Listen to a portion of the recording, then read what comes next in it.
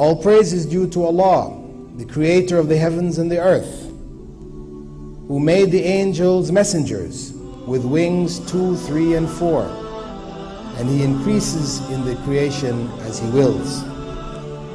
Abdullah ibn Mas'ud, companion of the Prophet ﷺ, reported that Allah's messenger had seen Angel Gabriel in his natural state, in which he had 600 wings, each of which filled the horizon, and they were like multicolored drops of pearls and coral falling from the wings.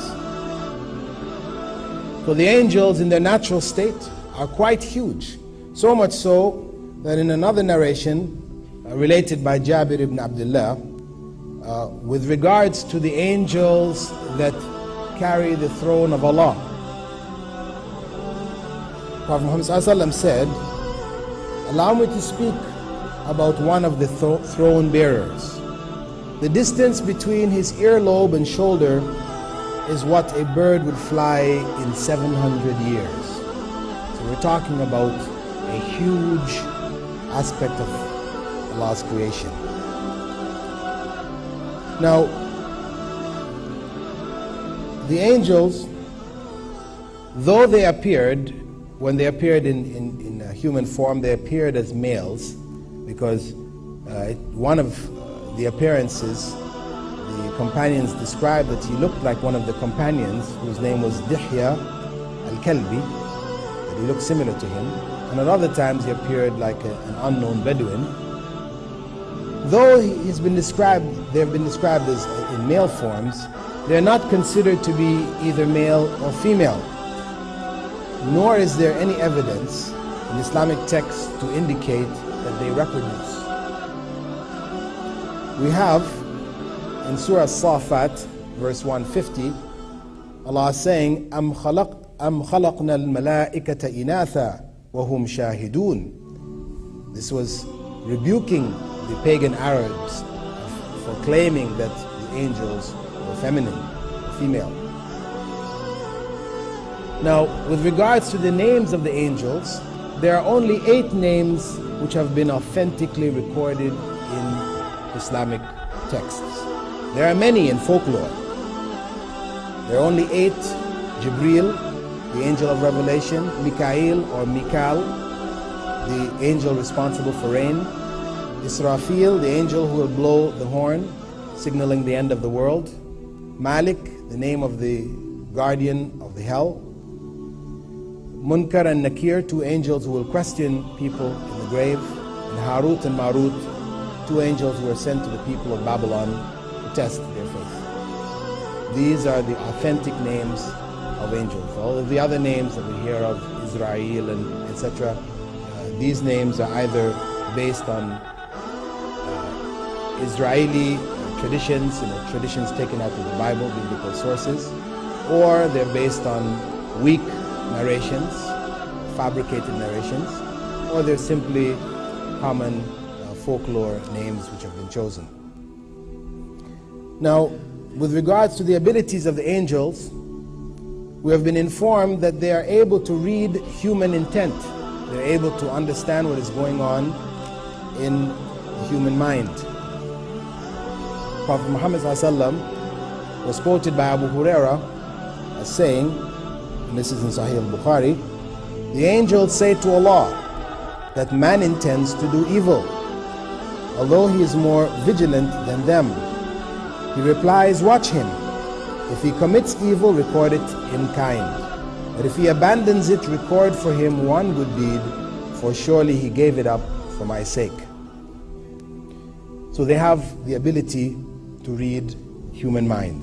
And virtually all of the movement and activities which take place in the world are under their command or under their control or under their influence. And this is deduced from the verse in which Allah said, فَالْمُقَسِّمَاتِ أَمْرًا, and other verses where Allah's command throughout the creation, because everything is by His command, is assigned to the angels. They are also assigned to every human being from the time that they are formed in the womb to the time of birth. Prophet Muhammad ﷺ was quoted by Anas ibn Malik as saying, Allah the Exalted and Glorious has appointed an angel as the caretaker of the womb that says, My Lord, it is like an oily drop. My Lord, it is now like a leech. My Lord, it has become like a clump of chewed flesh. Then if Allah wishes to complete its creation, the angel will ask, My Lord, will it be male or female? Furthermore, we have another narration from Abdullah ibn Mas'ud that when the fetus reaches the beginning of the 5th month, the angel breathes the soul into him. At that same time, 4 things are recorded: his livelihood, his lifespan, his deeds, whether he'll be wretched or happy. Besides that, each person has an angel assigned to him, or who may vary, not necessarily the same angel all the time, but an angel is with him throughout his life, encouraging him to good and guarding him from evil. This is part of that consciousness that we spoke of earlier in terms of the human being having a consciousness of good and evil. And we'll look at the evil side when we come to the world of the jinn. Prophet Muhammad ﷺ said, every one of you has been assigned a companion among the jinn and one from the angels. So these angels who are with us encourage us to good, put good suggestions in our minds, and counteract the evil suggestions which would come from the evil source of the jinn. There are also 2 angels who are assigned to recording deeds. These are the ones most people know about. We can find in Surah Al-Infitar, verses 10 and 11, وَإِنَّ عَلَيْكُمْ لَحَافِظِينَ كِرَامًا كَاتِبِينَ, that verily there is assigned to you protectors, guardians who are noble and who record your deeds. Outside of this, we have angels throughout our lifespan, what takes place in our life. These angels who are with us recording are constantly with us. The angels which are assigned as a support to us, which are giving us good thoughts, at sometimes this angel may leave us. And this is what is referred to when Prophet Muhammad ﷺ said that angels do not enter a house in which there is a dog or pictures or statues of living beings. Because the angels that are recording angels will not leave you at any time. So we shouldn't think, as some people might ignorantly feel, that they can avoid their record taking place, deeds being recorded if they keep a dog with them all the time. At any case, with regards to a person dying, an angel is also assigned to take the soul at the time of death. And when the person dies, that soul is passed over to angels in the next life.